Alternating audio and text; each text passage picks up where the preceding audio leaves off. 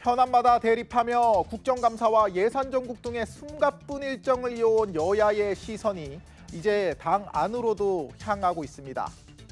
이번 달 취임 100일을 맞았던 정청래 대표, 그리고 다음 달 취임 100일을 맞는 장동혁 대표, 두 수장의 공통의 화두는 리더십입니다.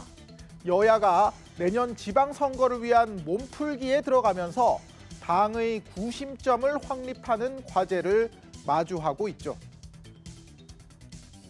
이재명 정부 출범 이후 똘똘 뭉쳐 정강석화 개혁 입법을 추진해왔던 민주당. 그런데 최근 당내 엇박자 기류가 감지됐습니다.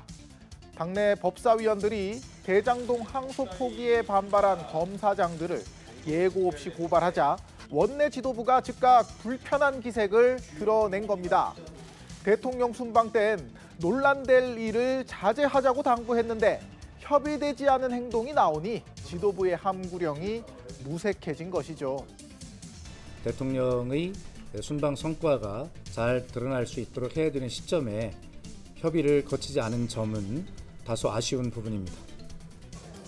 그동안 당내 일각에서는 당이 내란 종식을 내세우며 너무 강경일변도로 간다, 대통령에게도 부담이 된다는 비판이 없지 않았습니다. 지지층의 환호를 받기는 하지만 당의 외연 확장 측면에서는 걸림돌이 되는 것 아니냐는 우려였죠. 정 대표는 민감한 사안에 대한 속도 조절의 뜻을 내비치며 일부 수습에 들어갔습니다. 근데 지금은 대통령께서 국익주국을 위해서 해외 순방 중에 계십니다. 그래서 대통령의 순방 외교가 빛이 바래지지 않도록 당에서는 당정대 간 지금 조율을 하고 있다, 이런 말씀 드리고, 국민의힘도 지난주 뒤숭숭한 분위기가 이어졌습니다.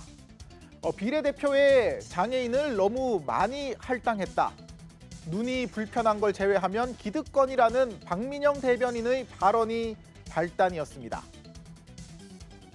지도부가 엄중 경고로 진화에 나섰지만 해당 대변인에 대한 사퇴 조치가 내려지지 않은 게 뒷말을 낳았습니다. 당사자인 김예지 의원이 한동훈 대표 체제에서 두 번째 비례대표 공천을 받은 만큼 친한계에 대한 견제가 아니냐는 겁니다. 때마침 친한계 인사의 징계 대신 주의 조치를 내린 윤리위원장이 사퇴하고 한동훈 전 대표의 당원 게시판 논란을 마무리 지어야 한다는 발언들도 잇따랐습니다. 해묵은 계파 갈등이 재현되며 내홍으로 번질 수 있다는 우려가 제기된 가운데 한켠에서는 비상계엄 1년을 계기로 당이 반성과 사과의 모습을 보여야 한다는 목소리가 나왔습니다.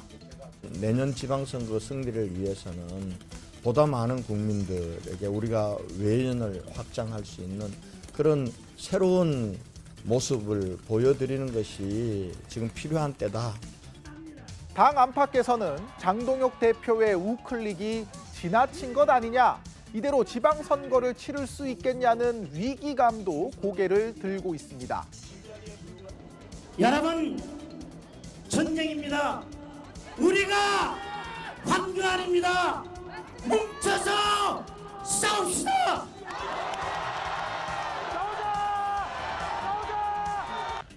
서로 다른 고민을 하는 양당 대표, 본격적인 지방선거 준비를 앞두고 당심의 균열을 막을 비전 제시와 돌파구 찾기가 숙제로 떠오른 셈입니다. 이런 상황 속에 정청래 대표는 이른바 당원 주권 강화에 본격 시동을 걸었습니다. 당대표 최고위원 선거에서 대의원과 일반 권리당원표의 차등을 없애고 모두 한 표씩 주겠다는 것으로 당의 주인은 당원임을 재차 강조했습니다. 그리고 장동혁 대표는 어제 부산을 시작으로 첫 전국 투어에 나섰습니다. 지방 유권자들을 직접 만나 지지층을 결집하겠다는 구상입니다. 리더십을 다지기 위한 두 대표 나름의 승부수이기도 한데 이 같은 정치적 셈법이 어떤 결과를 가지고 올지 지켜볼 일입니다. 지금까지 여의도 풍향기였습니다.